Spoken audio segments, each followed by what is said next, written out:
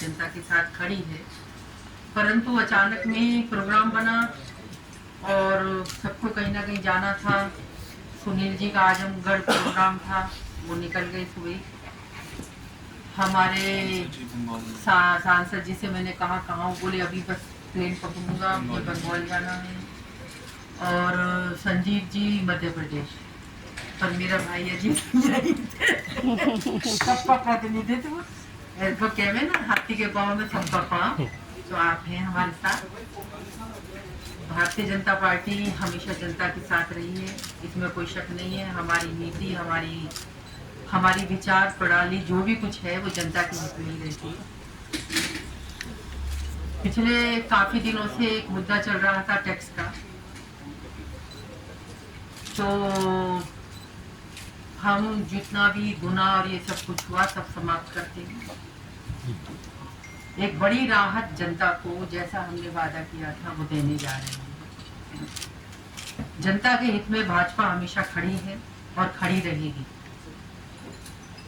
सारी पार्टी जनता की सेवा में लगी रहती है। मेरे विधायक भी हैं, मैं स्वयं भी जितना कर पाती हूँ 11 घंटे 12 घंटे उतना करती हूँ। मेरे अधिकारी भी दिन रात मेहनत करते हैं निगम के। तो यही बताने के लिए आपके बीच में आए थे कि एक अच्छा वातावरण हुआ है, लोगों को राहत मिली है। और बाकी जो टेक्निकल बातें हैं मैं चाहूँगी कि विक्रम रखें, वो बताएंगे कि क्या हुआ। सभी को नमस्कार। धन्यवाद आपसे, बाद में धन्यवाद आपसे करा। सभी को नमस्कार। जैसा कि आप सभी को संज्ञान में है कि ये इशू जो है ये 2021 से चल रहा है। जो पहला प्रस्ताव ये चालू हुआ, ये लगभग इसको 5 साल हो गए और तब से इसमें कोर्ट केस भी हुआ। कोर्ट में काफ़ी टाइम 10-11 महीने कोर्ट में केस चला और हर तरह से कोर्ट केस से पहले भी और बाद में भी शहर के हर वर्ग से, चाहे वो सभी माननीय जनप्रतिनिधिगण हो, मेयर मैम हर बार चिंता व्यक्त करती रही, हमारे माननीय कैबिनेट मंत्री जी, दोनों माननीय विधायकगण, सांसद जी और हमारे सभी पार्षदगण, सदन में भी 2-3 बार ये बात रखी गई और अन्य सिविल सोसाइटी ग्रुप्स भी हैं, उन्होंने भी अपनी मंशा जो है वो कई बार डिफरेंट प्लेटफॉर्म्स पे बताई।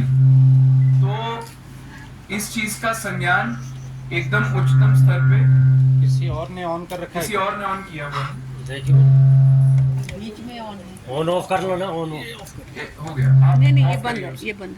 तो ये हाई कोर्ट का केस, पहले का प्रस्ताव, जनता की भावना और हमारे माननीय जनप्रतिनिधिगण का जो इसमें प्रयास था, उसके बाद माननीय मुख्यमंत्री जी ने इसका संज्ञान लिया और उसके बाद कल हमें नगर विकास मंत्रालय से जो शासन का आदेश आया है, उसमें जो जो टेक्निकलिटीज हैं वो शासन आदेश की मैं कॉपी भी सबको दूंगा और एक छोटी सी 4-5 स्लाइड की एक पीपीटी भी है जिसमें क्या क्या चीजें अनुमोदन हुई हैं या क्या क्या चीजें शासन से आदेश आया है वो मैं आप सभी को बताऊंगा।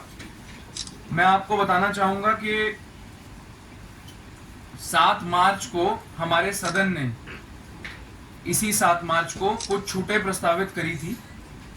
इसके अतिरिक्त किस तरह से कैसा लाभ दिया जाए कि जो जन भावना को देखते हुए निगम की भी आय बढ़े लेकिन जनता पे एक्स्ट्रा बोझ ना आए, उसको देखते हुए एक कैपिंग करने का शासन ने निर्णय लिया है। कैपिंग का मतलब किस तरह से बढ़े स्लैब्स।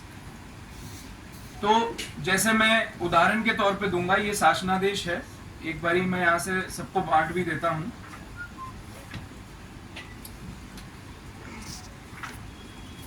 आगे बढ़ा दीजिए। इसको तो कम किया ही गया है, बट मैं बता दूं शासन के निर्देश ये मिले हैं कि 3 माह तक लास्ट ईयर जितने करदाता अपनी टैक्स जमा नहीं कर पाए, मैं आपको बता दूं उससे पिछले साल 3,62,000 करदाताओं ने टैक्स जमा किया था।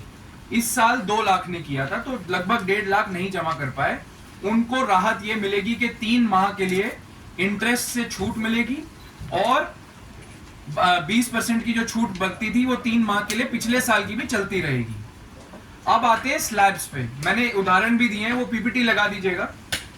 स्लैब्स कम इस प्रकार किए गए हैं कि किसी भी तरीके से छूट जो है वो जो रेट जो बढ़ रहा है वो एवरेज 10 से 15% बढ़ रहा है, लेकिन मैक्सिमम कहीं बढ़ रहा है, मैक्सिमम से मैक्सिमम मतलब कोई छूट का लाभ नहीं ले पाता तो भी 20-21% ही बढ़ रहा है, इससे ज्यादा नहीं बढ़ रहा है।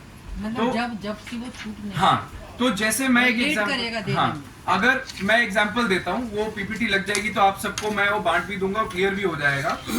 जैसे मैं आपको एक एग्जांपल देता हूं, अगर आप देखें तो ये 12 मीटर से चौड़ी सड़क से कम चौड़ी सड़क, जिसमें लोगों का सबसे ज्यादा विरोध था कि 1 रुपए 32 पैसे से या 96 पैसे से 3.5 रुपए हुआ है, उसको कम करके 2 रुपए 11 पैसे और 2 रुपए 28 पैसे कर दिया गया है।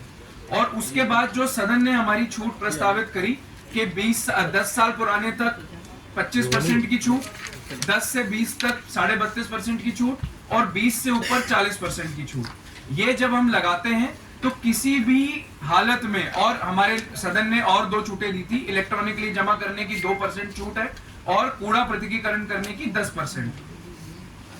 ये अप्रूव करेंगे, ये वो, हाँ वही छूट, वही एक्ट के हिसाब से 10% छूट होती है जो मैम कह रही हैं, वो भी शासन ने अनुमोदित करी है। तो कुल मिला के किसी भी हालत में, मैं अभी आपको एक कैलकुलेशन एग्जांपल भी दूंगा क्योंकि ये एक टेक्निकल, मतलब मैंने कोशिश करी है कि जितना सिंपलीफाई करके बता दूं उतना सिंपलीफाई करके हम बता रहे हैं, लेकिन आपको समझने के लिए और आपकी सहूलियत के लिए अभी हम एक छोटी सी पीपीटी देंगे। खुली क्या, वो देखिए नितिन, खोलो फटाफट। जो स्लैब थी उसको कम कर दिया गया है, जो रेट्स थे उसको इस प्रकार कम किया गया है कि एवरेज 10 से 15% ही बढ़ेगा, लेकिन मैक्सिमम अगर कोई छूटों का लाभ नहीं ले पाता उसका 20 से 21% बढ़ेगा, वो भी मैक्सिमम है। जो पहले 2 गुना, 2.25 गुना, 2.25 गुना हो रहा था, वो सब खत्म कर दिया गया है और अब वापस इस प्रकार से लाभ दिया जाएगा। इसके अतिरिक्त 3 महीने के लिए पिछले साल के जो करदाता नहीं जमा कर पाए, अभी मैं एक और बात बताऊंगा जिससे बहुत बड़ी राहत मिली है, वो उनको 3 माह का समय मिलेगा छूट सहित और बिना ब्याज के।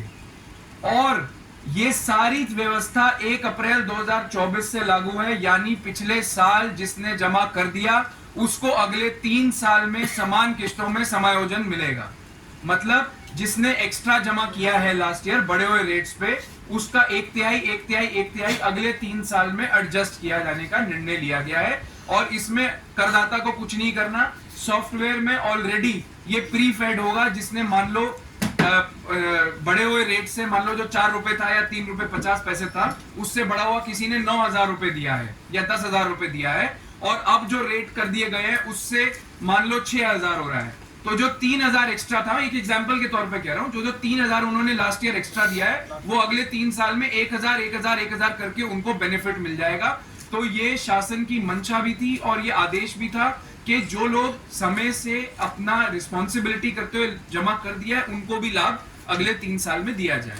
3 साल का निर्णय इसलिए लिया गया है कि 1 साल में अगर एडजस्ट किया जाए तो निगम पे बहुत बोझ होगा, क्योंकि निगम को भी सारी योजनाओं का लाभ लेने के लिए एक पर्टिकुलर परसेंटेज बढ़ाना होता है। जैसे सीएम ग्रिड योजना में अगर आपकी कलेक्शन 20% 25% नहीं बढ़ती तो 100 करोड़ का लाभ नहीं मिलता।